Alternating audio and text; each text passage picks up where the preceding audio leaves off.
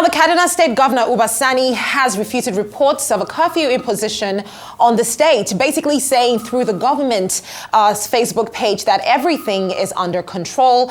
We have our correspondent, Nisi Gabriel, who is live right now on the ground with more information on this. And he's going to basically give us a confirmation as to what exactly is going on. Would there be a curfew or not? Will the curfew be happening? Nisi, it's great to have you join me live on the show. Let's talk about this. What's going on right now? Do we have a confirmation on whether the curfew is going to be imposed on the state? Well, I can authoritatively confirm to our viewers that no curfew will be imposed in Kaduna State. They just finished their security meeting and they've agreed that since everywhere is calm and peaceful, no curfew will be imposed in the state. So what that means is that residents can go about their business as usual. Kachi. Now, Nisi, everywhere is calm and peaceful. Well, based on what we've seen, there's been looting. There's a woman who's been crying foul on Twitter, actually, to say, oh no, her house, they broke into her place and they, looted her items and they broke a lot of things, destroyed properties.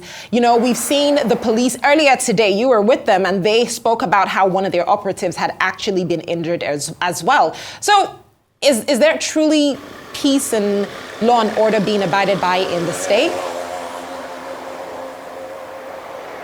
Yes, Kachi, you said it all. From what we observed earlier in the day, the protest was very peaceful.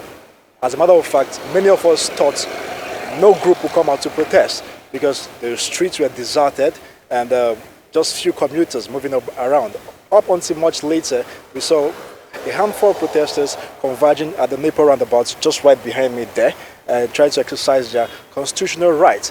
And few hours later, the crowd started growing and one group converging with another group, and that was how they tried to march to the government house. And from there, they became violent and tires were up in flames. We could see billows of smoke everywhere. And they tried to force their way into the government house, and that was when they were resisted by security operatives. So at some point, the protesters became violent because I was on ground. I had a lot of tear gas were thrown by security operatives.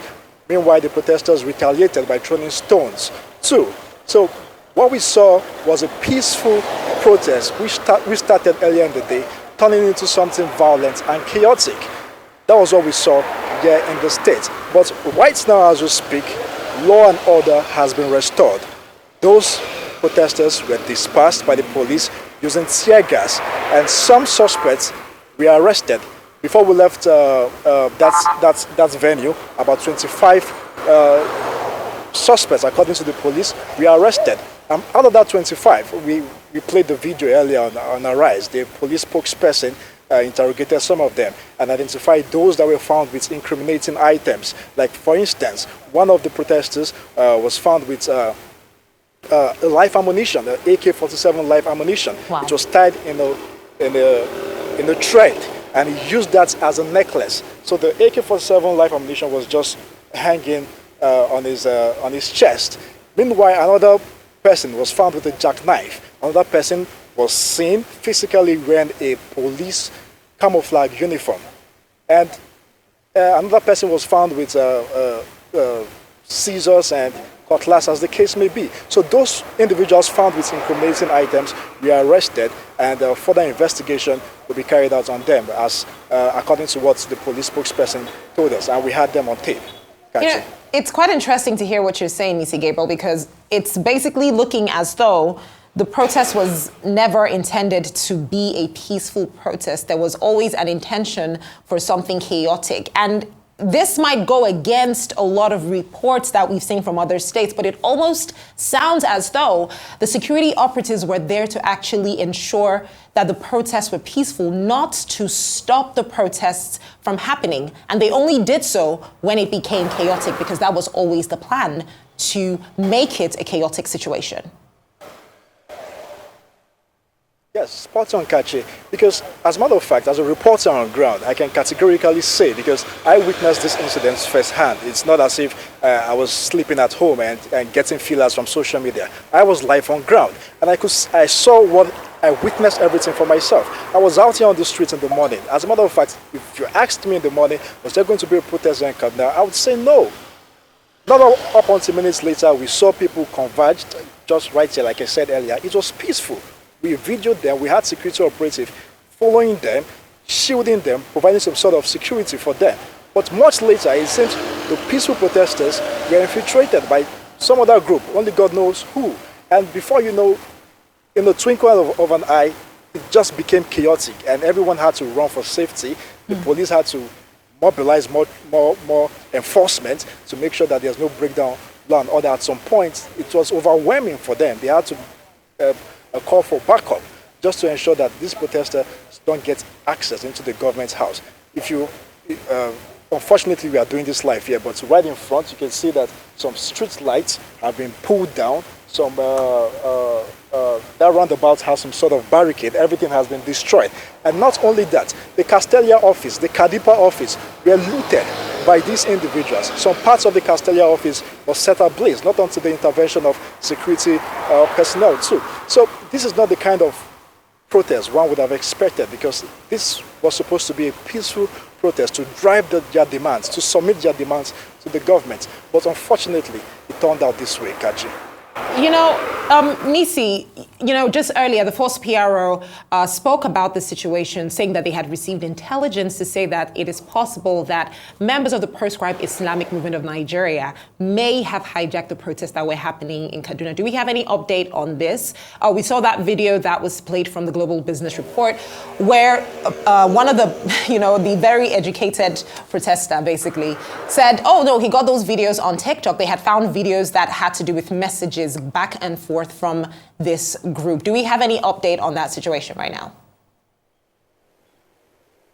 Well, as a matter of fact, a few minutes ago, the last live we did, we could see the police convoy, their Hilux, taking those apprehended suspects to the force headquarters for further investigation. So we'll keep our ears on ground, and we believe that in the coming hours or in the coming days, more information will unfold about that incident. But just like the force spokesperson did say, he said, yes, they had intelligence that the proscribed IMN group is going to hijack the protest and cause chaos and mayhem in the state. And they arrested some suspects, and we expect that we will ask further questions to know the outcome of their investigation, because that's our job, and we'll follow through on the story.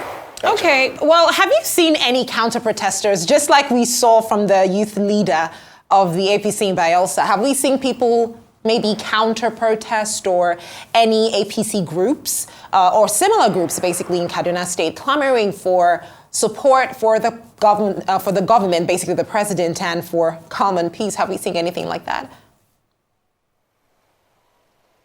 Well, no, not really. We've not seen something like that, because what we saw earlier was just peaceful demonstrators here in Kaduna State, which we interviewed them. We had them on tape. We're going to do a comprehensive report for the sake of balance, so that our viewers will know that, yes, indeed, some peaceful protesters were on the streets. We did interview them. They drove home their demands, but at some point in time, everything just became chaotic. But we didn't see any other group apart from what we have reported here in the States. Just that. That's what we saw here. But maybe in some other places. But what we don't know and what we can confirm is that earlier in the day, we had peaceful protesters in the States, but at some point, it took a different twist, and it became violent and chaotic. And right now, as I speak to you, the police has been able to restore calm in the States. And across, you can see, residents are going about their business. If you go to some parts of the States, no one will even know something like this happened. That's the nature of Kaduna. It's a funny state, to be honest, and a very sensitive one. A very sensitive one. Interesting updates there, Nisi Gabriel. Thank you so much for joining us live on Arise 360.